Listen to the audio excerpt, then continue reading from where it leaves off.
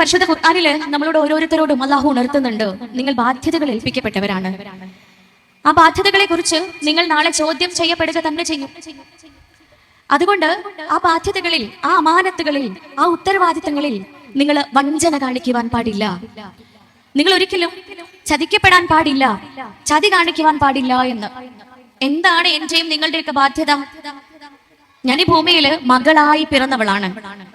എന്റെ ഉമ്മയുടെയും ഉപ്പയുടെയും മകളായി പിറന്ന ഞാൻ, മകൾ എന്ന ബാധ്യത എന്റെ ജീവിതത്തിൽ ആദ്യത്തെ ബാധ്യതയാണ്. മകൾ എന്ന ബാധ്യത. ഇവിടെ കൂടിയവരെല്ലാം മകളോ മകനോ ആണ്.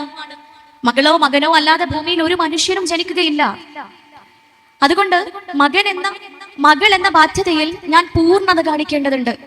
അല്ലെങ്കിൽ നാളെ പടച്ചോൻ എന്നോട് ചോദിക്കുമെന്ന് പറയുമ്പോൾ ആ ഉത്തരത്തിന് മുൻപിൽ ഉത്തരം മുട്ടി നിൽക്കേണ്ട അവസ്ഥ വരാതിരിക്കണമെങ്കിൽ ഒരുപക്ഷെ ഏറ്റവും മികച്ച മകളായി തീരേണ്ട ബാധ്യത എന്റേതാണ്.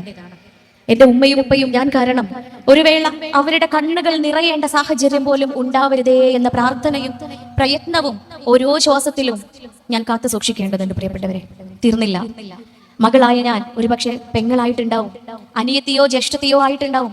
എന്റെ ആങ്ങളമാരോടും എന്റെ ജ്യേഷ്ഠ അനിയത്തിമാരോടും ഒക്കെ എനിക്ക് ബാധ്യതയുണ്ട്. ഇവിടെ കൂടിയിരിക്കുന്ന ഓരോരുത്തരും സഹോദരങ്ങളാണ്. ആ സഹോദര്യം എന്ന് പറയുന്ന ആ ബാധ്യത വളരെ മനോഹരമായി നാം നിറവേറ്റേണ്ടതുണ്ട്. നാളെ പടച്ചോൻ എന്നോട് ചോദിക്കും, നീ ഒരു താത്തയായിരുന്നില്ലേ, നീ ഒരു അനിയത്തിയായിരുന്നില്ലേ, നീ ഒരു ആങ്ങളയായിരുന്നില്ലേ, എന്നിട്ട് എന്ത് സംഭവിച്ചു? ഒരു സെന്റ് സ്ഥലത്തിന് വേണ്ടി അല്ലെങ്കിൽ ഒരു ഇത്തിരി സമ്പത്തിന് വേണ്ടി നിങ്ങൾ തമ്മിൽ പിണങ്ങിയില്ലേ? അതിന്റെ പേരില് നിങ്ങൾ പരസ്പരം മിണ്ടാതിരുന്നില്ലേ? നിങ്ങൾക്കിടയിൽ കലഹങ്ങളും ബഹളങ്ങളും ഒക്കെ ഉണ്ടായില്ലേ? നിങ്ങളുടെ ബന്ധം മുറിക്കപ്പെട്ടില്ലേ എന്ന്? പ്രിയപ്പെട്ടവരെ, കളിതമാശയല്ല. പ്രാർത്ഥന സ്വീകരിക്കാത്ത 3 പേരെ എണ്ണിയപ്പോൾ അതിൽ ഒന്നാമത്തെ കൂട്ടര് ബന്ധം മുറിച്ചവരാണ്.